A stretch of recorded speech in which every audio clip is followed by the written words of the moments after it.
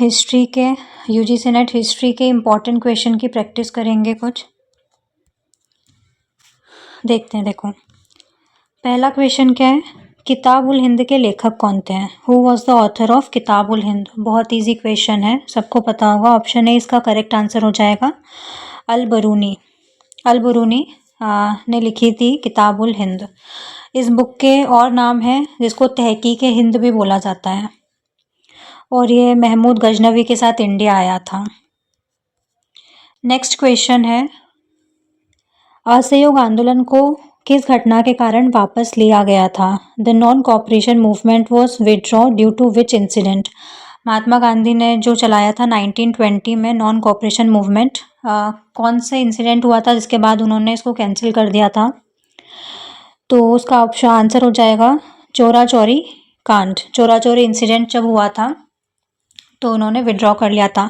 अब आपको कमेंट्स में बताना है कि चोरा चोरी इंसिडेंट कब हुआ था, डेट और year. Who was the founder of the Satavahana dynasty? जो सातवाहन डायनेस्टी थी उसका संस्थापक कौन था? तो आंसर हो जाएगा सिमुक। ऑप्शन ए सिमुक उसका संस्थापक था। The treaty of Alinagar was signed between whom? Alinagar की संधि किस किस के बीच हुई थी? तो आंसर हो जाएगा अंग्रेज और बंगाल के जो नवाब थे उनके बीच हुई थी। Option C British and nawab of Bengal. Next question है, who is called the Napoleon of India? बहुत इजी है ये। इंडिया का नेपोलियन किसको बोला जाता है? तो समुद्रगुप्त इसका आंसर हो जाएगा ऑप्शन सी। नेक्स्ट क्वेश्चन है, who introduced the permanent settlement in Bengal? Bengal में परमानेंट सेटलमेंट किसने शुरू किया था? इसका आंसर हो जाएगा लॉर्ड कॉर्नवालिस ने किया था। डू और die slogan was given during which movement? Do और डाई स्लोगन कौन से मूवमेंट के टाइम पर दिया था? तो भारत छोड़ो आंदोलन, जो क्विट इंडिया मूवमेंट था उस टाइम पर दिया था। अब आपको बताना है कि किसने दिया था। The third Buddhist council was held under whose patronage? तीसरी जो बौद्धिक काउंसिल थी, बौद्ध संगीति थी, किसके संरक्षण में हुई थी? तो आंसर हो जाएगा अशोक। अब आपको बताना है चारों काउंसिल्स जो हुई थी, 4 काउंसिल्स हुई थी बुद्धिस्ट की, फर्स्ट, सेकंड, थर्ड और फोर्थ। फर्स्ट किसके संरक्षण में हुई थी? अजातशत्रु। सेकंड किसके संरक्षण में हुई थी? कालाशोक। तीसरी वाली तो अशोक के संरक्षण में हुई थी। चौथी वाली हुई थी कनिष्क के संरक्षण में। अब आपको बताना है कहाँ पर हुई थी ये और कौन से ईयर में हुई थी। नेक्स्ट क्वेश्चन है, Arya Samaj was founded in which year? Arya Samaj की स्थापना किस वर्ष हुई थी? 1875 में हुई थी। किसने की थी? स्वामी दयानंद सरस्वती ने की थी। कब की थी?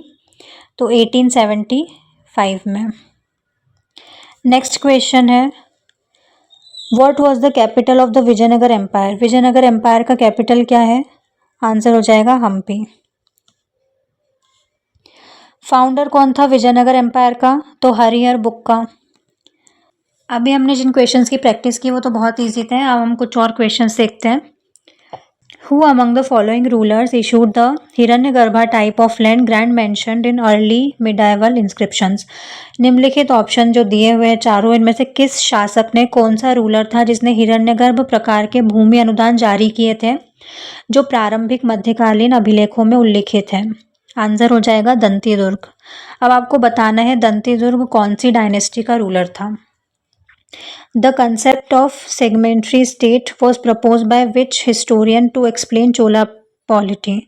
चोलों की जो शासन प्रणाली थी वो समझाने के लिए विभागीय राज्य की अवधारणा किस इतिहासकार ने दी थी? इस तरह के क्वेश्चन बहुत पूछे जाते हैं। तो आंसर हो जाएगा बर्टनस्टाइन। बर्टनस्टाइन ने दी थी।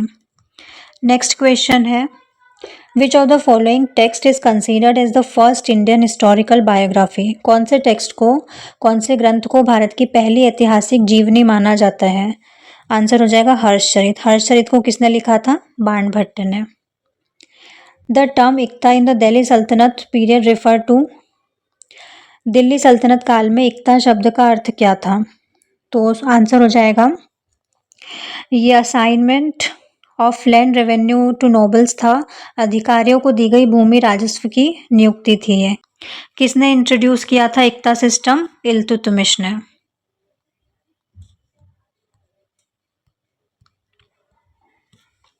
कौन सी डायनेस्टी से था इल्तुतमिश? स्लेव डायनेस्टी, गुलाम वंश। स्लेव डायनेस्टी का फाउंडर कौन था? कुतुबुद्दीन ऐबक। कुतुबुद्दीन ऐबक की कैपिटल क्या थी? लाहौर। और दिल्ली को कैपिटल फर्स्ट टाइम किसने बनाया था? इल्तुतमिश ने। नेक्स्ट क्वेश्चन है, विच मुगल एम्परर इंट्रोड्यूस द दाग एंड चेहरा सिस्टम इन द आर्मी? दाग और हुलिया प्रणाली किसने शुरू की थी? आंसर हो जाएगा अकबर। अकबर से रिलेटेड कोई भी क्वेश्चन आता है और आपको नहीं समझ में आता है क्या आंसर होगा, मतलब आंसर में ऑप्शंस में अकबर है तो अकबर पर ही टिक करके आ जाना, अगर नहीं आता है तो।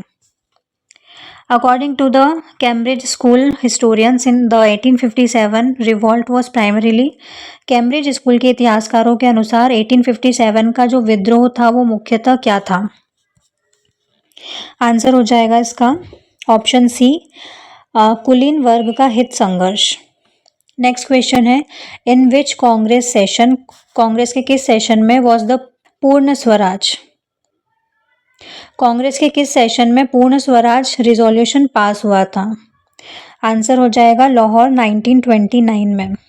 लाहौर में जो 1929 में सेशन हुआ था उसमें पूर्ण स्वराज इन्होंने पास करवाया था। Which one of the following was not a member of the Cabinet Mission, इन चारों में से कौन कैबिनेट मिशन का मेंबर नहीं था?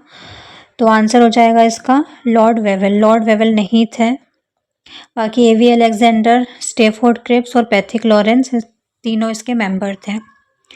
The famous Gandhian constructive programme did not include, Gandhi ji के रचनात्मक कार्यक्रम में निम्नलिखित में से कौन सा शामिल नहीं था? तो आंसर हो जाएगा option C, total abolition of zamindari, zamindari प्रथा का पूर्ण उन्मूलन, ये चीज़ नहीं थी उनके इसमें। द ट्रीटी ऑफ पुरंदर 1665 में जो ट्रीटी हुई थी पुरंदर की, वो किसके बीच में हुई थी? तो बहुत फेमस,